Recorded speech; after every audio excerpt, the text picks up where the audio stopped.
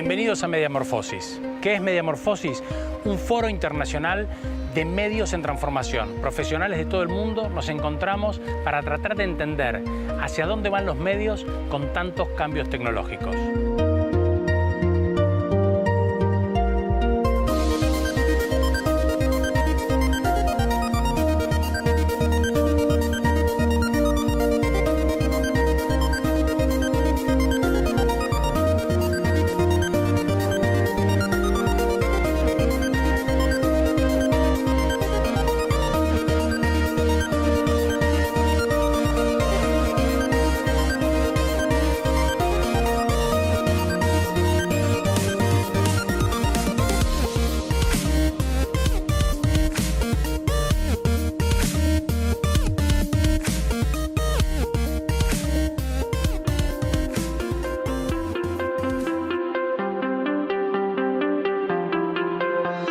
Estamos en el Centro Cultural de la Ciencia del Ministerio de Ciencia y Tecnología. Aquí, en el mes de septiembre, en Buenos Aires, se realizó MediaMorfosis.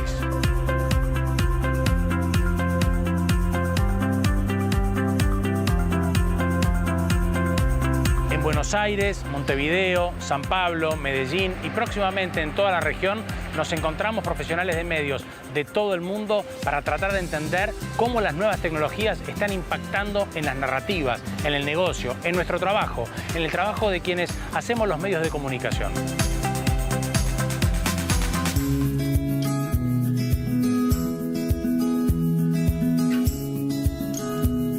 Las nuevas tecnologías traen nuevas formas expresivas, nuevas maneras de contar historias. Hubo un día en el que el cine no existía, hasta que los hermanos Lumière inventaron esa filmina que, atravesada por la luz, permitía a una velocidad determinada proyectar un contenido masivamente. Se empezaba a contar de una manera diferente las historias. Eso fue el principio del cine. Luego vino Georges Méliès con una nueva narrativa, se incorporó la literatura, la fotografía, nuevas artes con viejas artes a través de una innovación tecnológica crearon un nuevo medio. Hoy vamos a hablar de eso en MediaMorfosis, de nuevos medios. Se están creando nuevos medios. La realidad aumentada, la realidad virtual, realidades inmersivas, los medios transmedia. Este capítulo en MediaMorfosis está dedicado a nuevos medios.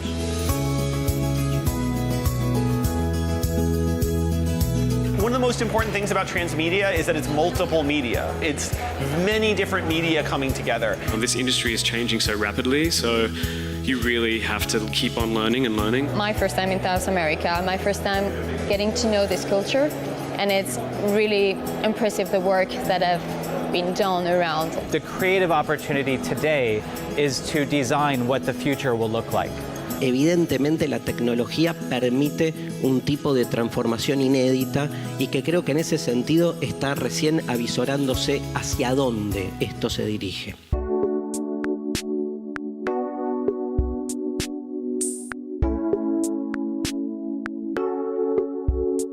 La realidad virtual es un nuevo medio en el cual el sujeto que se pone las gafas de realidad virtual está en medio de un entorno creado para ese sujeto. El director en realidad virtual no puede manejar el encuadre, porque el encuadre lo maneja el sujeto. ¿Cómo es dirigir en realidad virtual? ¿Cómo hace un director para trabajar en realidad virtual? Vino a MediaMorfosis Hal Kirkland. Es un director australiano que trabaja en Los Ángeles para contarnos sus experiencias trabajando en VR y en 360. Él ha realizado trabajos para Led Zeppelin, para One Republic, ha hecho instalaciones en el MoMA, en el Guggenheim y pasó por MediaMorfosis.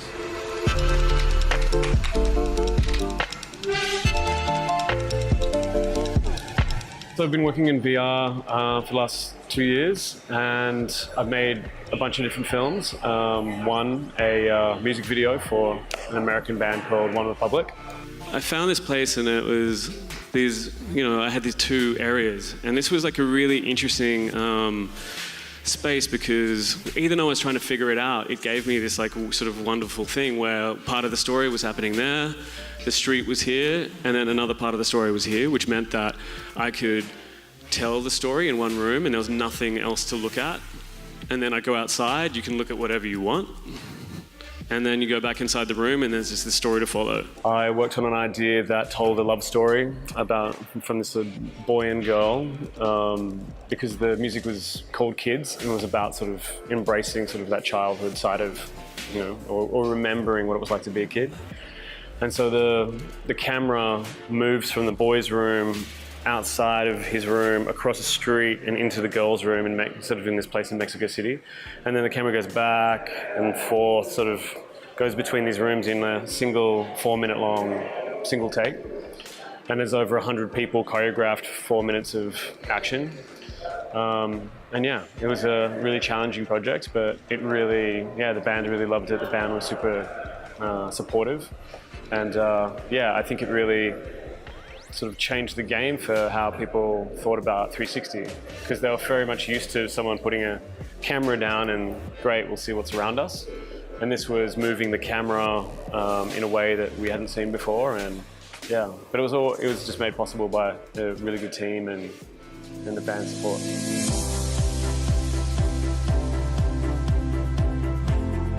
And this is something that you all face all the time with VR. One of them is narrative versus spectacle. So it's like how to tell a story when everything is so amazing. And so at the moment, the audience is very young, like sort of immature to some degree because we're not used to it. You put down the headset and you're like, whoa, this is amazing. And so suddenly you're missing story beats. And if you miss the story beats, then you don't understand the film. And if you don't understand the film, then what's it worth? So the other two are protagonist versus spectator. There's a big debate about should you play the role, should you be looking through the protagonist's eyes, or should you just be witnessing it from this other camera, another perspective? This is just a creative choice. Some people think it's a debate. It's not. It's just a creative choice. I think everyone, when VR was invented, they thought, oh, well, because you're looking around, surely you have to be the person, but clearly you don't. Tightly choreographed freedom. I think this is really interesting. You give the illusion of freedom and you say, you can look wherever you want, but actually you should be looking here and you should be moving this way. And so it's the director's job, if they still, want to direct this particular piece, to really choreograph that and make it interesting as well. The immersive experience for me is just the ability to be able to step inside something. I think definitely when you pull down the headset and all around you is a completely another world, and even if that's set on Earth or in an ordinary place, anything that takes you out into a different experience in that moment. And I think that the good immersive experiences are ones that, play to your imagination and show you things or make you feel something that you ordinarily wouldn't have. And I think that the more immersive it is, the more that you will feel, and when you take the headset off, it stays with you. As Scorsese says himself, cinema is a matter of what's in the frame and what's out. So what happens when the frame completely disappears and you can see everything. And yeah, so like VR in general is an industry that rewards people who dive in face first. You just have to get into it. You have to figure it out. Ask questions, ask people that you trust, do some sketches, write a script, whatever. Just like do something if you're interested in it. That's really all you have to do. And finally, good luck in the simulation. Good luck.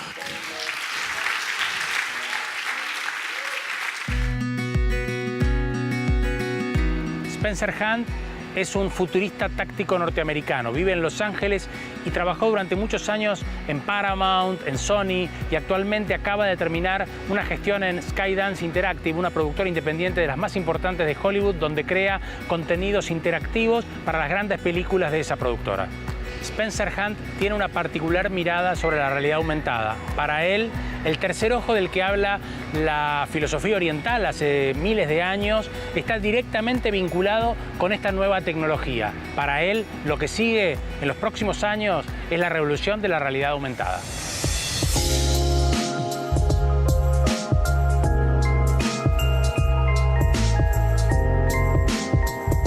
Virtual reality and augmented reality are currently geek gadgets with tons of hardware specs and first-generation content. Early investors are making huge bets because they know how disruptive AR will eventually be. It's not because of the tech, it's really affecting our very human condition. The future of AR and VR is not about a gadget at all. It's not about taking us to other places, it's not about shooting more zombies or playing ping pong with friends. It's a technology where our fantasies of becoming gods and aspirations for enlightenment are fulfilled. I spoke about creating gods using augmented reality. And just a little bit of quick detail on that.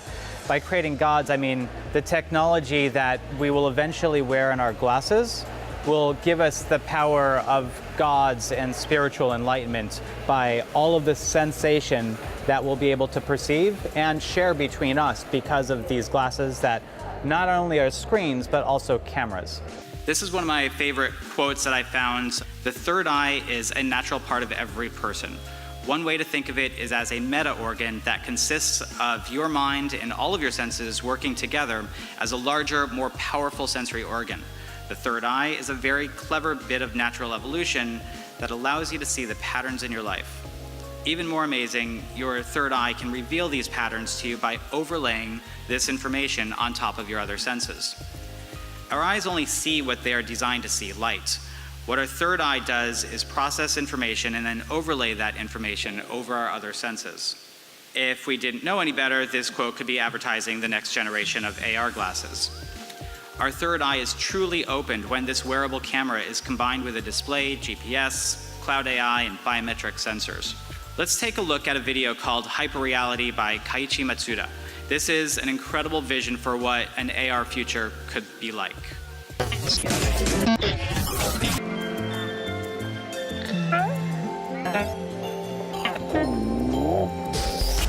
¿Qué está pasando?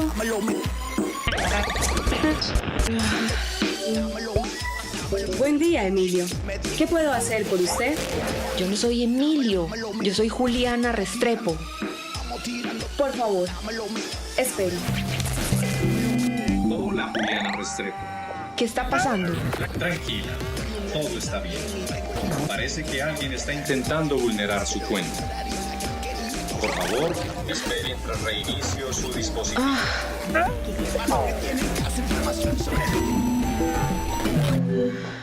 You know, at some point the story is showing this woman getting hacked, and all of the products that she's looking at completely change their look to be gender specific. You know, they turn into advertisements for a male shopper instead of a female shopper. And that's amazing to me because I think that's totally real. MediaMorfosis is, for me, an experience that is unlike any I've ever had. It's incredibly enlightening. It's both fulfilling my what I've known to be about the creativity from this part of the world, but also inspiring about the vision that the creative types here are attacking these challenging problems with. It's very exciting. And so for me, it's opened my eyes to how passionate people are, but it's also helped me understand that we're all working on this problem together. Seeing digital objects out in a city really shows how AR can change our world, not just a simple room example, but in space. This example was created by Duncan Walker from Trash Games in the UK. So the robot trooper obviously doesn't exist. This was filmed on an iPhone walking through the city streets, and he's following the virtual character that's walking through the city streets. And because of where he's aiming his camera, he happens to be able to see the virtual characters. I mean, it's incredible that anything that you can imagine can really be anywhere.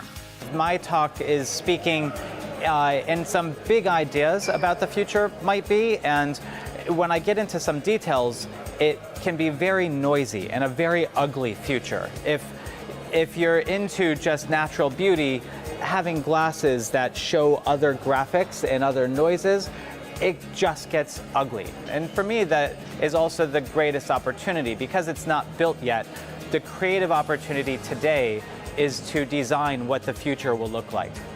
And that's what we're doing right now, the next few years. Today, we're all more than creators. We're spiritual gurus leading billions of people to enlightenment. It's up to us to turn dreams into reality and give superpowers to everyone. Thank you.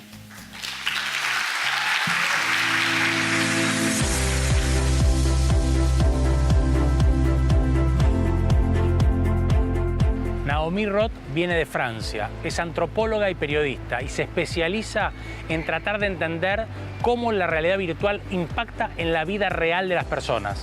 Para Naomi, la realidad virtual se parece a los sueños, es decir, las personas cuando soñamos creemos que estamos viviendo algo real. Cuando vivimos la realidad virtual nos cuesta entender y diferenciar la realidad de la realidad virtual. Hay experimentos que se están realizando para ayudar a personas que están viviendo situaciones traumáticas y se ha comprobado que la realidad virtual puede ser más útil para quitar el dolor que algunos analgésicos o sistemas químicos que utiliza la medicina tradicional. La realidad virtual no solo nos sirve para contar historias, sino que también puede impactar para beneficiar nuestra vida humana real. I talk about the impact of virtual reality over the humankind. I'm especially interested in the applications for education, health, rehabilitation, and such. So serving the humankind, and I'm a former journalist, means a professional curious mind. This is a game in which you have to walk from heights, and some people have bad reaction playing it because vertigo gets real, and we have seen people screaming, fainting, going on the floor, falling in virtual reality. Why? Just because your system says to you, okay, you're in danger. You're in danger because it's high, and if you fall, maybe you're gonna die. But why? Why we get caught? Because we know that a few seconds ago, someone put a headset on our heads. So why we get caught? Every second, 1/3 of the brain is hacked by visual informations. It means that every second, 1/3 of your brain is occupied totally by your eyes and what goes through it. So it leaves not much room for the rest. When I discovered VR, it was all about entertainment and gaming. And I was organizing 3 events in Paris to get the public to know virtual reality. And I just realized that the potential of it was not fully met with those applications, and I wanted to know more. I wanted to learn the potential over the brain. I wanted to learn more about applications that are non-gaming and non-entertainment related. The more you give coherence to virtual environment, the more the brain is trapped. It can reveal its potential. This is a paraplegic patient who lost the use of his legs, and he was not supposed to walk again. So what scientists did is that they put him into virtual reality, and they listened to the part of the brain, the motor part of the brain, that were linked to the limb. Because when you lose the use of your limbs, the part of the brain that were controlling the limbs does not disappear overnight. So you can still listen to it. And we put an EEG headset on the head of this person to listen to the command of the brain. And when the brain was saying, I'm walking, the virtual limbs were walking. And after 1 year of this exercise, the person that were not supposed to walk again, walked again. I'm not saying this is a miracle, because it won't work for everyone. But in this case, it worked. I think that virtual reality is going to change our reality in the same ways books did it for us. I mean, everything that you will experience through your day and daily life will have an impact on the way you process and you understand your reality. So definitely virtual reality is going to have a huge impact in our lives, and it's going to be interesting because maybe in a century we will talk about virtual reality as the new window on the brain, a new window to look at the brains or to the humankind. Maybe we will change our brain to the fact we will talk about the era of virtual reality. We don't know. Behavior is context sensitive, and the mind is very plastic. So is reality. In 2022, VR could be used by 256 million people for various purposes, of course, for fun. But also it could be used for political messages, religious messages, marketing, etc. As we say, with great power comes great responsibilities. So many inspiring stories left to tell. May virtual reality be your servant and not your master. Thank you very much. Muchas gracias.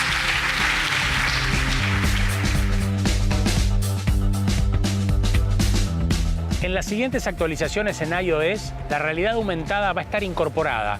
Ya no va a hacer falta bajarse una aplicación ni hacer nada especial para tener realidad aumentada. Eso va a generar un mercado inmediato de centenares de miles de celulares. Martín Rabaglia es un crédito local. Es ingeniero, es músico y es un experto en realidad aumentada. Cuando utilizamos Snapchat y nos ponemos una máscara o cuando jugamos a Pokémon Go, estamos utilizando la realidad aumentada. Martín Rabaglia nos viene a contar cuáles son las posibilidades expresivas que trae esta nueva tecnología.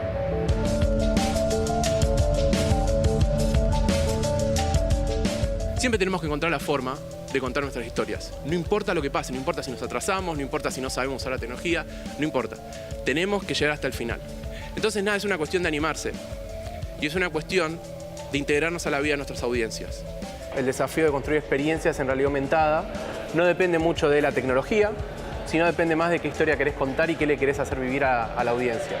La experiencia más grande que hay ahora de realidad aumentada, más allá de los filtros de Snapchat que te ponen en la cara cosas o de Facebook, es el Pokémon Go en una primera medida. ¿Cuántos de acá jugaron a Pokémon Go? Ni tengo que preguntarme, todos ahí y demás, o conoce a alguien que jugaron. Y el Pokémon Go es una gran historia que tiene 20 años de distintos assets, pero no es un tema de tecnología. Esto es el Ingress, ¿sí? El Ingress es un juego que simula una invasión extraterrestre y que esta invasión extraterrestre toma como puntos de referencia los lugares que para los seres humanos son vitales. Vitales es el Cid Campeador, Casa de Gobierno, distintos lugares que, por entendimiento de geolocalización y de Google Maps, son relevantes. Y esta tecnología que sigue andando no era también un tema de tecnología, era un tema de yo soy la resistencia, yo soy parte de ese grupo que va el domingo a las 9 de la mañana al Cid Campeador, a un lugar emblemático acá en Buenos Aires, se junta y durante 15 minutos toca 2 botones en el teléfono, se habla entre sí y sigue. Y ahí es donde te pones a pensar que decís, bueno, pará, si la tecnología ya está y yo creo historias para eso, puede ser gigante.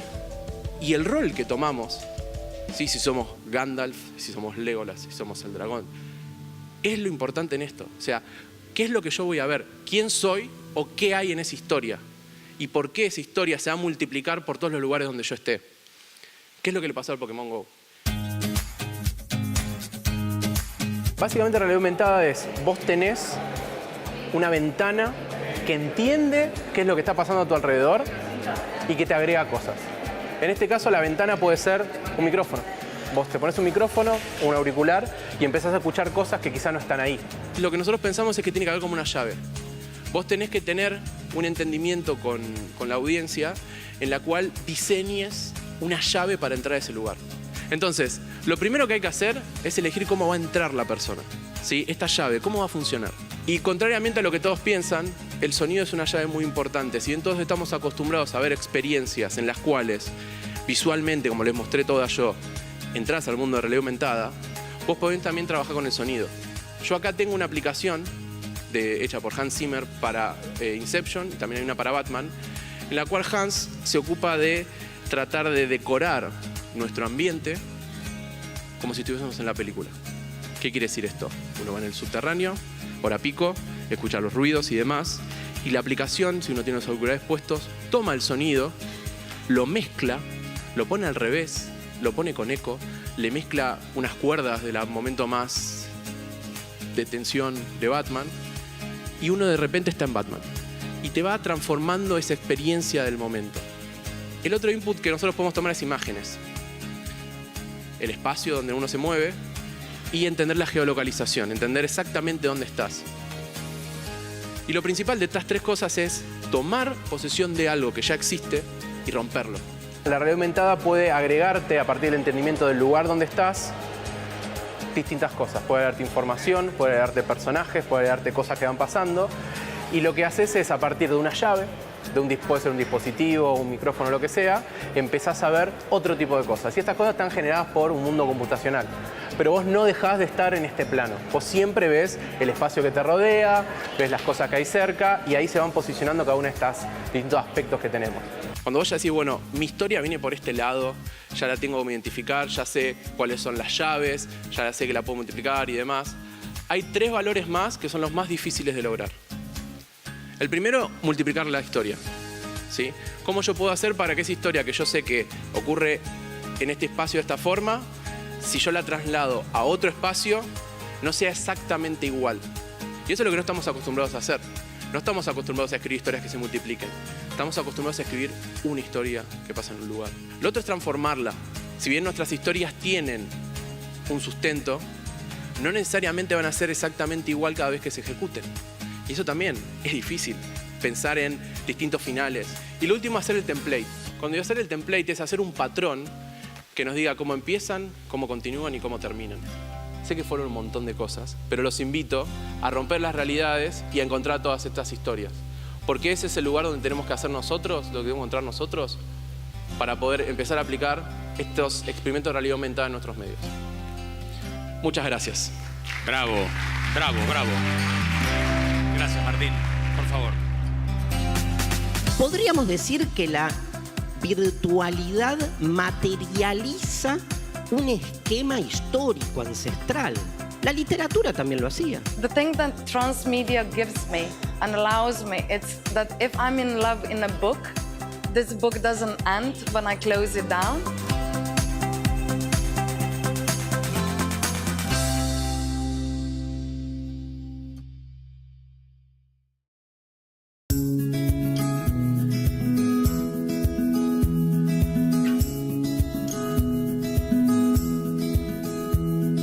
Posverdad y virtualidad, entre lo real y lo aparente. Dario Sztanjnrajber es un filósofo que nos viene a ayudar a entender cómo las nuevas tecnologías nos están cambiando desde nuestra manera de percibir el mundo, la realidad.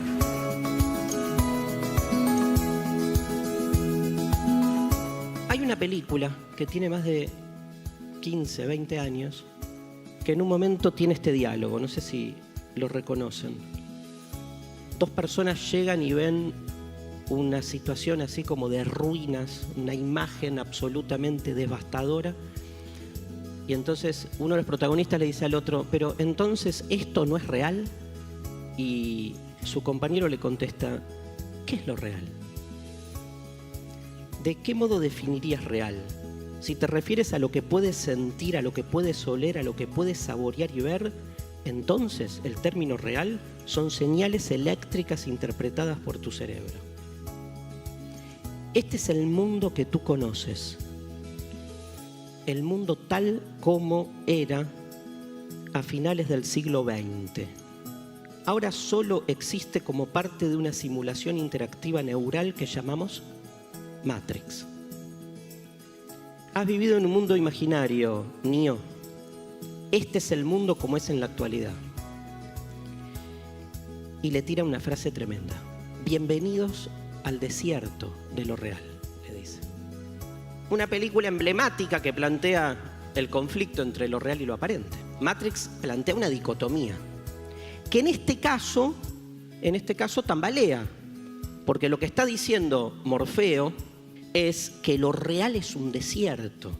O sea, uno rápidamente dice que lo real no es nada, porque asocia rápidamente la idea de desierto a la idea de ausencia. Claro, en una lógica inmediata diríamos, lo real no es, porque en el desierto no hay nada, lo único que hay son las construcciones de sentido que hacemos sobre lo real. Ahora, este esquema primario, dicotómico, de una realidad que no existe y de una construcción de sentido que hacemos para dotar a esa ausencia de entidad, tiene añares. No es que se lo debemos a la tecnología contemporánea. Podríamos decir que la virtualidad materializa un esquema histórico ancestral. La literatura también lo hacía.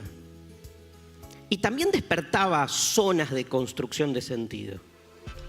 Hay una metáfora muy linda para entender esta situación que hace explotar el binario, hace explotar la dicotomía, que es, si una máscara lo que hace es enmascarar a un rostro, y llegamos a la conclusión de que no hay un rostro porque todo es máscara, o sea que no hay realidad porque todo es interpretación, la conclusión inmediata, intuitiva, que surge de ello es que tampoco tiene sentido hablar de máscara, porque una máscara es máscara porque enmascara un rostro, pero si no hay rostro, ¿qué es una máscara? Y entonces, ¿para qué sigo sosteniendo la dualidad entre rostro y apariencia? Respuesta que va directo al tema de la posverdad. Porque es tranquilizador, es farmacológico. Y les dejo abierta la pregunta, ¿no? ¿Lo opuesto a la verdad es la mentira? Yo creo que no, ¿eh? Al revés, les diría, el que miente sabe la verdad. No la dice. La oculta o la manipula.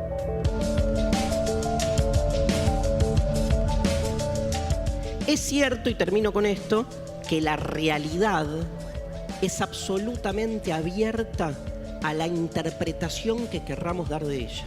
Y entonces lo que hago es sosegar mi dogma. Interpreto lo que previamente sé que necesito interpretar para estar tranquilo. Ahora, esa es una reacción. La otra reacción, que para mí es clave, es que al no haber realidad y ser todo interpretación, ¿por qué no abrirme a la interpretación del otro? Que tiene fundamentalmente la fuerza, la eficacia y la intención de sacarme de mí mismo y de los límites que yo promuevo con mi propia mismidad. Heidegger, y termino con esto, decía que ser libre es apropiarse de uno mismo. Levinas, un filósofo que estuvo preso en los campos de concentración de un régimen que Heidegger apoyó, le contestó: no, ser libre no es apropiarse de sí mismo, es escaparse de sí mismo. Muchísimas gracias.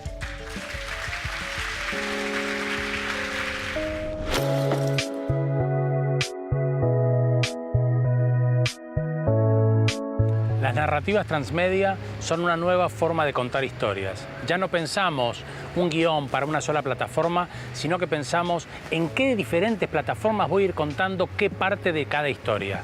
Sara Bosanic es una especialista transmedia de Eslovenia, del Instituto Transmedia de Eslovenia, y nos viene a presentar dos casos súper interesantes. Uno, Ukrainian Sheriff, un documental que estuvo nominado al Oscar y que tuvo una expansión de su contenido en narrativas transmedia, y Cinderella Real, un nuevo contenido dedicado a la infancia para tratar de desestigmatizar a los niños que tienen una situación diferente. I'm going to present two cases, two of the works that have been done by my team. They're way different. The first one connects to a documentary film directed by Roman Bondarchuk. Well, the Ukrainian sheriffs, it's a story about two sheriffs in a remote village. And because the Ukraine is so big and they are now going through the process of police reform, like some of the remote villages don't have the police. So if the crime happens in a village, police either doesn't want to come, or they ask you to pay for the gas so they could come, or they come when the crime is over after 2 hours. So actually the villagers are leaving some kind of a really chaotic place. So one mayor found a solution. He named two guys from the village to represent a law and an order.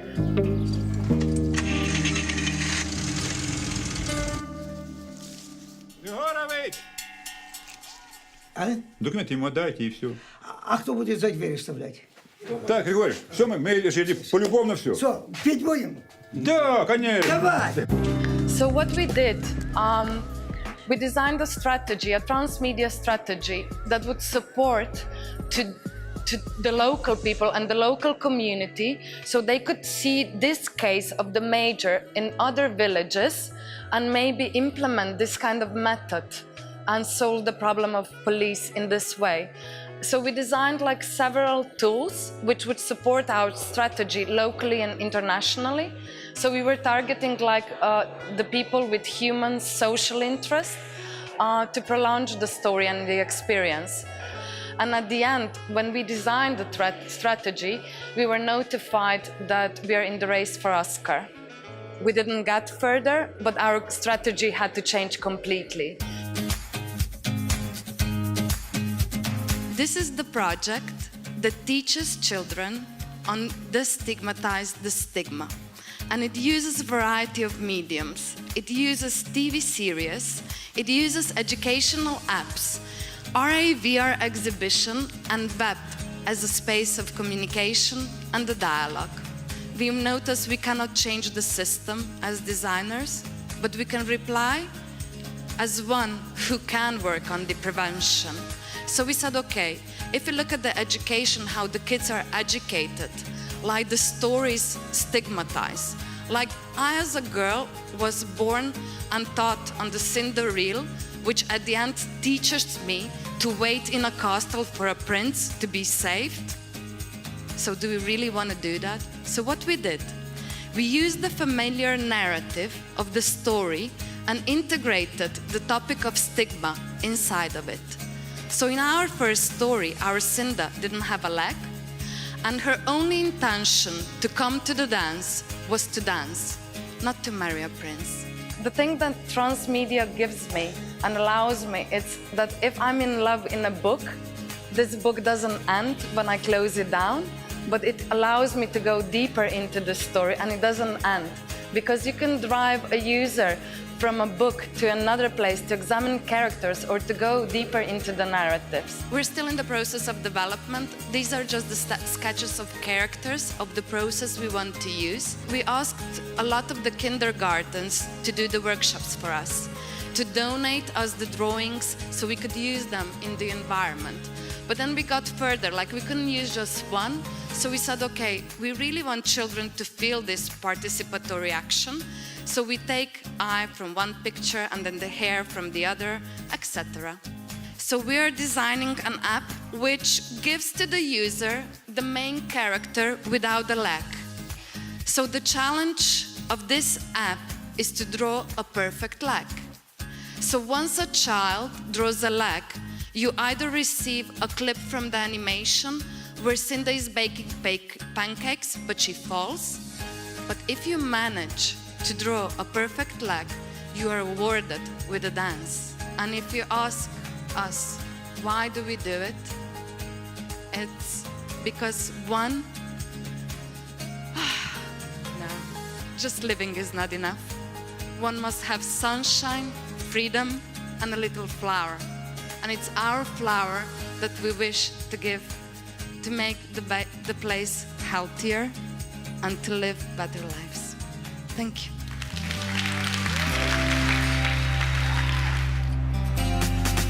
So I simply want to suggest to you that the interactivity is a part of that narrative experience. And if you're making transmedial work that involves interactivity, the interactivity is telling your story too. I think when we all started on this trip, we had a little idea of what to expect. We'd be talking to a lot of really interesting people. We'd meet a lot of interesting people, but one of the great pleasures was getting to kind of compare a lot of our own individual insights. So we prepared this MediaMorfosis manifesto.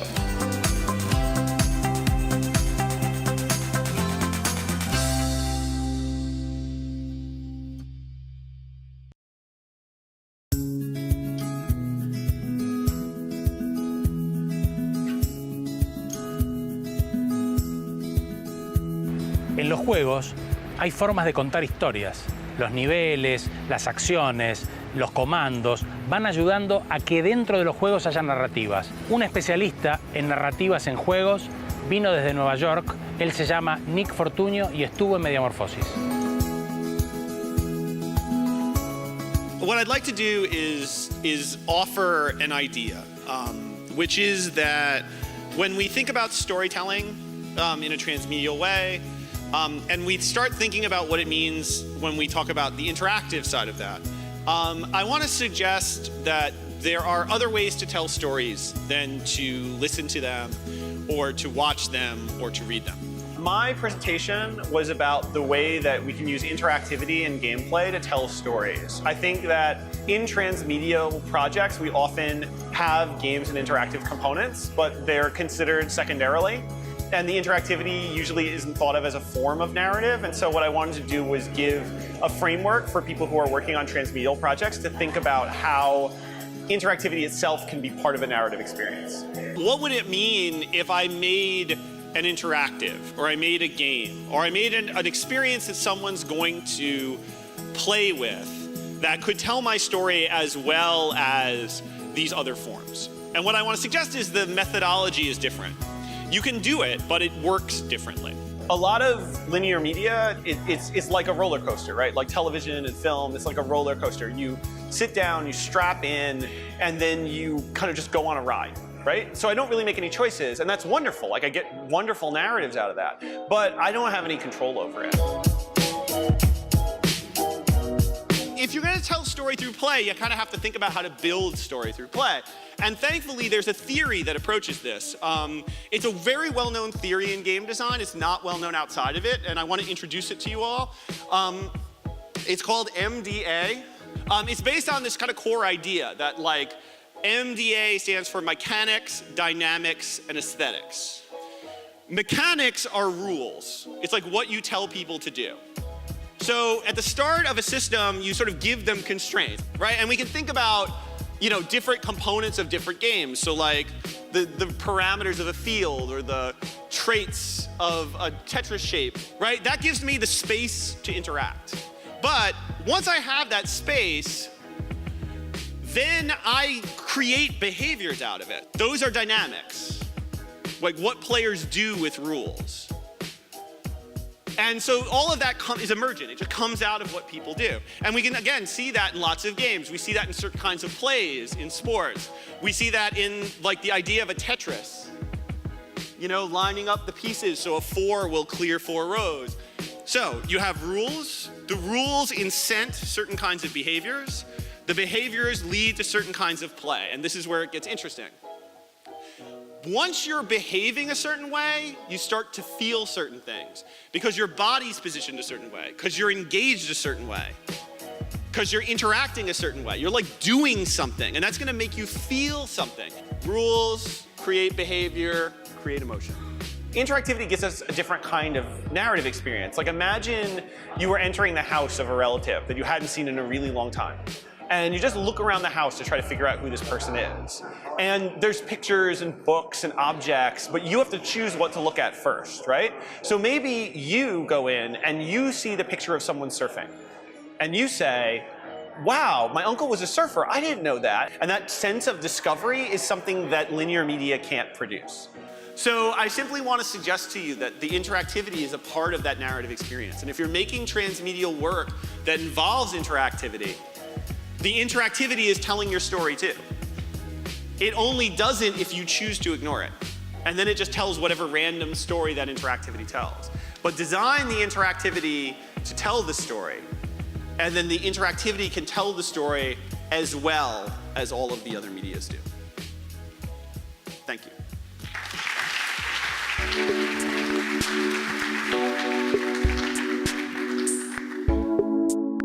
I think when we all started on this trip, we had a little idea of what to expect. We'd be talking to a lot of really interesting people. We'd meet a lot of interesting people. But one of the great pleasures was getting to kind of compare a lot of our own individual insights. So we prepared this MediaMorfosis manifesto that we hope is going to be the first of many, many years of manifestos. It's easier to sound like an expert by saying something isn't possible. And only by believing in the impossible can we continue to evolve as creators and as people. The way a user interacts with your story is as much a part of your story as the writing, light, sound, or costume. Design the interactions with as much care as all of the other elements of your work. Understanding your audience, research them and respect them. Then find a way, only after that, find a way to build a deeper relationship with them on their own terms. Instead of asking how to get more viewers, first ask yourself what you can give them. The easiest way to discover what they need is by listening to them. It's this genuine connection that allows creator and audience to challenge and inspire one another. Transmedia storytelling is like a road trip. Plan, consume, connect, and count on changing direction every time you discover new places and meet new people. Only journalism will save journalism. The free is very expensive. Or we charge for quality journalism, or quality journalism is over. El contenido es el rey y la reina son los hábitos de consumo. Prestemos atención a los dos y interactuemos con ellos juntos. We really truly are, as creators, spiritual gurus. We are leading billions of people around the world, starting even in this room in this small market. Every creative effort you make makes a difference. It's up to us to turn the dreams we have in our heads into reality and give everyone's third eye the superpowers they deserve.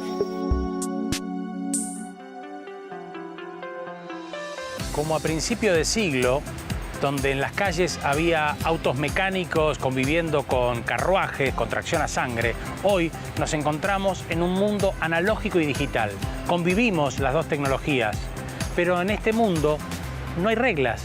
Como no estaban inventados los semáforos cuando apenas se inventaron los autos y fueron creados cuando se empezaron a chocar esos autos, tenemos que crear reglas para este mundo analógico y digital. Y en ese mundo, sin reglas, nosotros, quienes trabajamos en medios, queremos contar historias, queremos hacer buen periodismo, queremos vivir de este medio y queremos ser felices.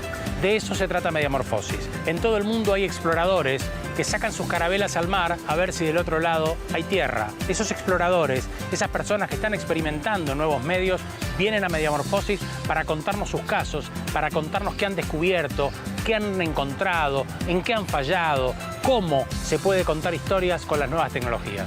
Si cuando termina MediaMorfosis, quienes participaron se llevan una idea, una inquietud, algo inspirador, con eso nos damos por satisfechos.